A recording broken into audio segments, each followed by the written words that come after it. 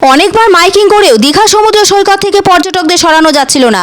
শেষে বাধ্য হয়ে সাইরেন বাজিয়ে লাঠি দেখিয়ে পর্যটকদের সরালো পুলিশ প্রশাসন।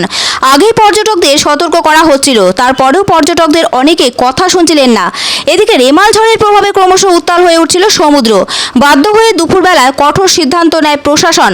সাইরেন বাজিয়ে লাঠি দেখিয়ে তাদের সমুদ্র সৈকত থেকে সরানো হয়। তারপর প্রশাসন হোটেল মালিকদের সঙ্গে আলোচনায় বসেন। শেষমেশ সিদ্ধান্ত নেওয়া হয় রবিবার বিকেলের মধ্যে সমস্ত পর্যটকদের হোটেল খালি করতে হবে। সোমবার পর্যন্ত কোনো বুকিং নিতে পারবে না হোটেল কর্তৃপক্ষ। রেমাল ঝড় ক্রমশ শক্তিশালী হচ্ছে, আর রেমালের প্রভাবে বড় বড় ঢেউ আছড়ে পড়ছে সমুদ্র সৈকত দীঘায়। তা ভীষণভাবে উপভোগ করছিলেন পর্যটকরা, কিন্তু প্রশাসন এতেই বিপদের আশঙ্কা করে। উল্লেখ্য, রেমাল ঝড় ক্রমশ শক্তি বৃদ্ধি করছে। এই পরিস্থিতিতে অনেকগুলো নদী বাঁধ ভেঙে যাওয়ার সম্ভাবনা তৈরি হয়েছে। ইতিমধ্যে গ্রামবাসীরা বাঁধ মেরামতিতে লেগে পড়েছেন। কোনোভাবেই যাতে এই ঘূর্ণিঝড়ের প্রভাবে পর্যটকদের কোনো ক্ষতি না হয়, সেজন্য 25 তারিখ থেকেই জোরদার মাইকিং শুরু করে দীঘা থানা ও দীঘা পোস্টাল থানার পুলিশ। সাধারণভাবে মনে করা হচ্ছে পূর্ব মেদিনীপুর জেলাতে এই ঝড়ের প্রভাব পড়বে 3 দিন। রবিবার রাত থেকে মঙ্গলবার পর্যন্ত অতি ভারী বৃষ্টিপাত হবে। সেই সঙ্গে 80 থেকে 100 কিলোমিটার গতিবেগে ঝোড়ো হাওয়া বইবে। ঘূর্ণিঝড়ের প্রভাব নিয়ে ইতিমধ্যেই নবান্নের সঙ্গে বৈঠক করেছে পূর্ব মেদিনীপুর জেলা প্রশাসন। চূড়ান্ত তৎপরতা লক্ষ্য করা যাচ্ছে এই ঘূর্ণিঝড় মোকাবিলায়।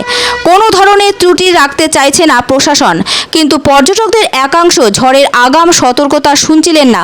তাই বাধ্য হয়ে পুলিশ প্রশাসনকে নামাতে হয় পর্যটকদের সরাতে। এদিকে দীঘার পাশাপাশি কলকাতাতেও যথেষ্ট সতর্কতা নেওয়া হচ্ছে। ইতিমধ্যে কলকাতা পুরসভা একটি কন্ট্রোল রুম খুলেছে। কোনো আপৎকালীন ব্যবস্থা নিতে হলে তার জন্য প্রস্তুত রয়েছে পুরসভার কর্মীরা।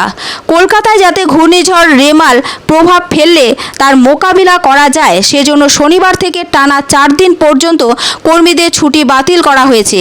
ঝড়ে রাস্তায় গাছ পড়ে গেলে তা সরানোর জন্য অত্যাধুনিক গাছ কাটার মেশিন প্রস্তুত রাখা হচ্ছে।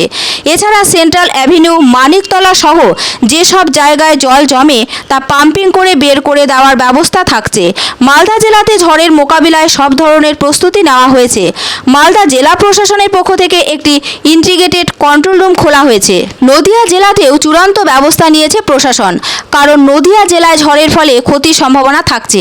এই মুহূর্তে সতর্কতামূলক ব্যবস্থা হিসেবে নবদ্বীপ ও মায়াপুরে ফেরি চলাচল বন্ধ করে দেওয়া হয়েছে।